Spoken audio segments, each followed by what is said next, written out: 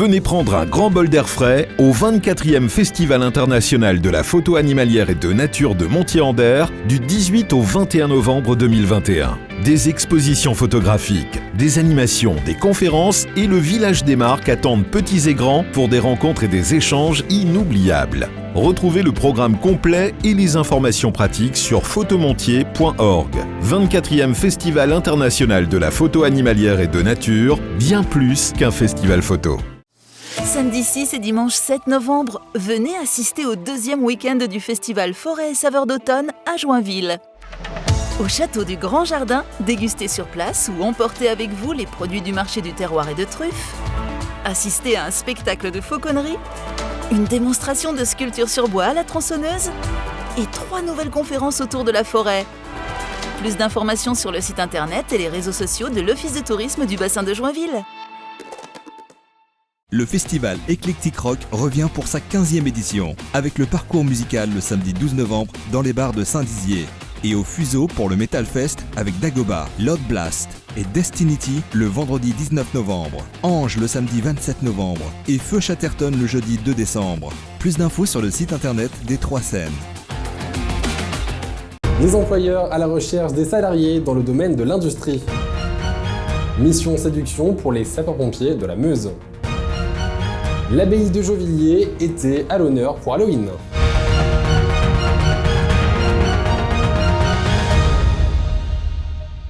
Bonsoir à tous et bienvenue dans notre journal du jeudi 4 novembre 2021. Des postes vacants et des travailleurs absents, c'est le constat qui est fait actuellement dans de nombreuses entreprises, majoritairement dans le domaine de l'industrie, mais pas que, alors que la Haute-Marne possède le taux de chômage le moins élevé du Grand Est, avec 6,4 points. Pour le deuxième trimestre de l'année 2021, les employeurs peinent tout de même à recruter. Mais que se passe-t-il ? Quels sont les secteurs qui n'attendent que vous ? Élément de réponse avec ce reportage de l'Inatran.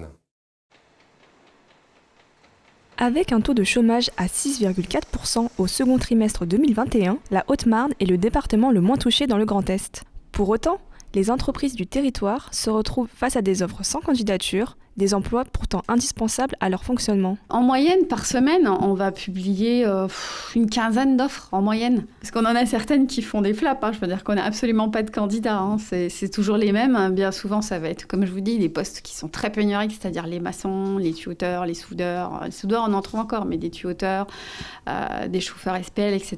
C'est vraiment des annonces sur lesquelles on a même 0 candidat. Du côté des recruteurs, on est face à une pénurie claire, ce qui implique forcément un ajustement dans les critères de sélection. Aujourd'hui, on ne cherche même plus les compétences, on va aller chercher des gens qui sont uniquement motivés pour aller travailler. C'est ce qu'on nous demande, c'est ce que les clients nous demandent aujourd'hui. Des gens qui veulent se lever le matin et aller travailler. Avec un peu de patience et de bonne volonté, on arrive à faire avec un candidat qui est motivé. Quand je ne prends pas un candidat, c'est qu'il n'est pas franc, il manque de motivation, ou il a une attitude nonchalante. Donc ça va être plutôt ces éléments-là qui vont faire qu'on ne va pas le prendre. Avec les commandes reparties à la hausse pour les entreprises industrielles après la crise du Covid, le manque de main-d'œuvre se fait ressentir. Elle se retrouve aussi face à un vieillissement de l'effectif avec une moyenne d'âge autour de 50 ans. Pour les aciéries Hachette et Drioux, ce sont près de 23 emplois ouverts et ceux en CDI, un cas loin d'être isolé. On se rend compte qu'il y a énormément de CDI, beaucoup de CDI. Les gens ont fait de l'intérim, mais ça va être vraiment, c'est plus comme à l'époque où on avait de l'intérim sur une semaine, un jour, 2 jours. Ça va être vraiment des périodes d'intérim sur des mois. Et à l'issue, effectivement, quand ça se passe bien, en général, bien souvent, les entreprises embauchent. Aujourd'hui, c'est le marché est comme ça. Métier physique, territoire peu attractif ou un problème de savoir-être, les recruteurs tentent de comprendre la situation. Effectivement, nous sommes dans une situation géographique qui est peut-être moins attractive pour les jeunes qu'une grande ville. Enfin, les jeunes vont préférer aller à Nancy, à Troyes, à Reims, plutôt qu'à Saint-Dizier. C'est comme ça, c'est pas de notre fait. On a de plus en plus de clients qui nous appellent en nous disant il n'est pas venu ou elle n'est pas venue travailler, il manque la motivation, vraiment. Effectivement, peut-être aussi que le type d'emploi fait en sorte que ça n'attire pas. C'est pas séduisant comme les fonderies, c'est pas séduisant. C'est sûr que c'est un frein, je le conçois, mais on a besoin de fonderies. La formation, initiée par Pôle emploi et par les entreprises, reste pour l'instant la seule solution face à ce manque de travailleurs. Malgré une situation inédite, les recruteurs restent optimistes pour l'avenir. Donc je vois l'avenir avec beaucoup de travail en recrutement et avec des idées nouvelles pour trouver des solutions que je n'ai pas encore peut-être imaginées aujourd'hui, mais il va falloir être imaginatif pour attirer nos futurs salariés. Peut-être sur des pistes que je n'ai pas encore explorées, notamment sur le prêt de main-d'œuvre. Cette situation pour les entreprises haut-marnaises est loin d'être unique. En effet, c'est tout le territoire français qui est concerné. Un problème national qui semble être en partie répondu à travers le plan France Relance. Eux aussi, ils recrutent à la fois des volontaires, mais également des professionnels. Il s'agit bien évidemment des sapeurs-pompiers qui, comme chaque année, ont besoin de renforts pour sauver des vies. À Bar-le-Duc, les sapeurs-pompiers barisiens ont proposé aux passants de s'initier au métier. Manœuvres de désincarcération, sauvetage ou encore incendie étaient au programme. Louis Maujean était sur place. Sur le parking commercial de Bar-le-Duc s'est tenue une véritable démonstration de force de la part des sapeurs-pompiers. Ils étaient une vingtaine ce samedi 30 octobre à effectuer plusieurs exercices répartis dans la journée. Et cela a commencé dès 10h avec une manœuvre de désincarcération. Les soldats du feu avaient aussi ramené leurs plus gros jouets, tels que des pinces coupantes de 18 kg ou bien des véhicules tout-terrain. Donc on est venu avec pas mal de véhicules donc, du centre de secours de Bar-le-Duc pour montrer aux gens les différents véhicules qu'on avait. Et ça permet aussi également de montrer en fait toute la panoplie des différents métiers que les sapeurs-pompiers ont. Puis apparemment ça plaît parce que même les petits ils viennent habillés en pompiers. Mais ce spectacle, pour petits et grands, n'est pas seulement là pour divertir, le but étant tout d'abord de sensibiliser le public et de promouvoir le volontariat qui est en déclin dans la région. En Meuse, on a un petit déficit de pompiers volontaires, comme un peu partout en France. Nous, sur Bar-le-Duc, on voit c'est une ville où les jeunes font leurs études et une fois qu'ils ont leurs études sont terminées, après ils changent de département, ils vont dans les grosses métropoles pour travailler. On a un bassin d'emploi qui est plutôt mince. Donc du coup, les gens s'en vont. Donc on essaye d'en garder un petit peu. Mais malgré cela, c'est tout de même une quinzaine de pompiers volontaires qui ont répondu présents à l'événement, leur permettant de faire, au passage, leur formation de maintien des acquis mensuels, un entraînement obligatoire et indispensable. Ça permet de montrer directement aux personnes ce qu'on fait tout le temps. J'étais au secours routier. Donc j'étais équipier, donc on a pris les pinces et puis on a coupé plusieurs endroits à la voiture pour libérer la victime. Et malgré la pluie, l'animation a attiré un certain nombre de spectateurs. La promotion est donc finalement réussie et la caserne du SDIS 55 espère avoir de bonnes retombées et peut-être même quelques inscriptions de volontaires.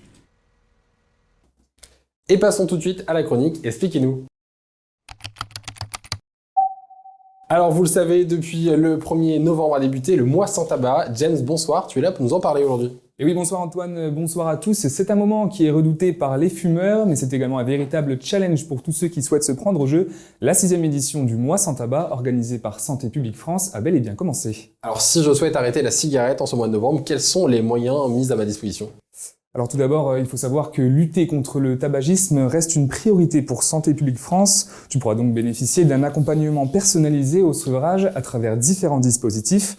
Tout d'abord, le mois sans tabac favorise l'accès à un entretien avec un professionnel de santé, en passant soit par le site du mois sans tabac ou en appelant le 3989. Mais ce n'est pas tout puisque l'application mobile Tabac Info Service propose également des exercices journaliers ainsi que différents conseils et bonnes pratiques à adopter. Tu pourras également y suivre ta progression et les bénéfices que cela pourra avoir sur ta santé, également sur ton portefeuille. Alors quels sont les dispositifs et les projets mis en place dans notre secteur ? Oui, effectivement, Antoine, tout d'abord, il faut savoir que le Grand Est est un des plus mauvais élèves puisqu'il s'agit d'une des régions les plus concernées par le phénomène du tabagisme avec plus de 1 200 000 fumeurs quotidiens. Différents projets sont donc mis en place dans notre secteur. Prenons l'exemple du dispositif Ville Libre sans tabac, dont fait partie la commune de Joinville, qui consiste à expérimenter différentes actions et différents projets dans l'optique de bannir le tabagisme. Le but à terme est donc d'améliorer la qualité de vie des habitants, mais également de s'inscrire dans la perspective de la génération sans tabac prévue pour 2030.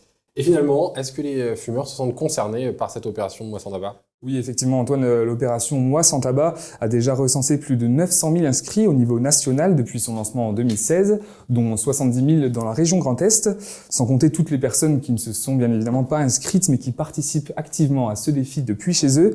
N'hésitez plus donc, si vous souhaitez arrêter de fumer, vous aussi vous êtes concernés, et n'oubliez pas, la lutte contre le tabagisme n'est jamais finie. Merci beaucoup James pour ces explications. Et pour terminer ce journal, allons à l'abbaye de Jauvilliers dans la Meuse. Cet édifice datant du XIIe siècle était sous les feux des projecteurs à l'occasion d'Halloween. Au total, plus de 200 personnes ont joué, dansé et participé aux animations proposées par les associations J-Dance et Vieux-Rix. Un reportage de Louis Maujean. Clown tueur, toile d'araignée et pierre tombale, l'abbaye de Jauvilliers, située entre Saint-Dizier et Ligny-en-Barrois, a été la scène de nombreuses horreurs dimanche dernier. En effet, le temps d'une journée, Halloween s'est invité dans les vestiges de ce monument patrimonial. La troupe de J-Dance, une association de danse locale, a hanté les lieux et proposé aux plus courageux une visite pleine de frissons. Et c'est avec l'aide d'autres associations telles que Vieux-Rix et DBS que ce frissonnant projet a pu naître. Donc c'est un projet qu'on prépare quand même depuis l'été dernier et que voilà, depuis l'été dernier on s'y est vraiment mis et puis jusqu'à aujourd'hui pour enfin finaliser. C'est beaucoup de boulot pour tout le monde, pour qu'on puisse créer ça tous ensemble. Mais tout le monde a l'air d'être ravis et ils ont eu peur et pas trop quand même. Et non, ils étaient tous ravis. C'est un bon moment de partage. Et ce moment fut aussi apprécié par les danseuses. Plus de 40 adhérentes de l'association se sont amusées à effrayer les passants et ont présenté un spectacle de danse à la fin de chaque visite. C'est compliqué d'apprendre une choré en si peu de temps, je trouve. Ça demande beaucoup de concentration à chaque fois. Mais franchement, c'est que du positif et c'est des événements qui sont plutôt cool. Et c'est unique dans la vie, quoi. Donc voilà, c'est bien. Bonne journée aujourd'hui, on s'éclate et franchement, à refaire. Au final, c'est cette bonne humeur qui a réuni presque 200 personnes. Avec des réservations complètes 2 semaines avant l'événement, les visiteurs avaient hâte de voir le résultat de 3 mois de travail. C'était très bien, très surpris. Oui, je pensais pas que ça allait être comme ça, c'était très bien. Ouais, ils ont très bien dansé. Un gros boulot. On a un peu sursauté. Oui, on a sursauté, c'était rigolo. Et puis oui, le petit côté escape game était sympa. Entre énigmes Cluedo, spectacle de magie et de danse, et projection de courts-métrages réalisés par les adhérentes, les visiteurs étaient ravis. L'événement était tout d'une réussite et l'association J-Dance, tout comme ses partenaires, compte bien remettre ça l'année prochaine. Et c'est la fin de cette édition, merci de l'avoir suivi. Tout de suite, la météo de demain, présentée par Alison Godefroy. Très bonne soirée à tous. Toute l'actualité qui vous concerne, à voir et ou à revoir, dès maintenant sur puissancetélévision.fr et sur notre application mobile. Besoin d'envoyer des fichiers, même de très très gros fichiers? Suisse Transfert. Jusqu'à 50 Go, gratuit, sans inscription, et vos données restent en Suisse. Suisse Transfert, par Infomaniac. Déployé par le gouvernement dans le cadre de France Relance, le dispositif Un jeune, une solution en Meuse vise à offrir une solution professionnelle à chaque jeune.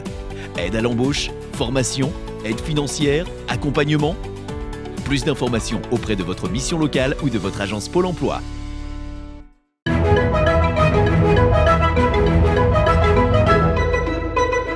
Bonsoir à tous. Le ciel de demain matin sera très nuageux avec quelques possibilités d'averses à Chaumont, quelques bancs de brouillard pour Vitry-le-François. Demain après-midi, on annonce de la grisaille, excepté à Vitry-le-François. Côté température, il fera 8 degrés à Bar-le-Duc et à Chaumont.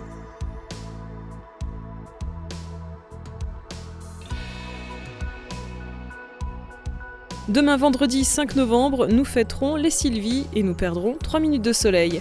Très bonne soirée avec Puissance Télévision.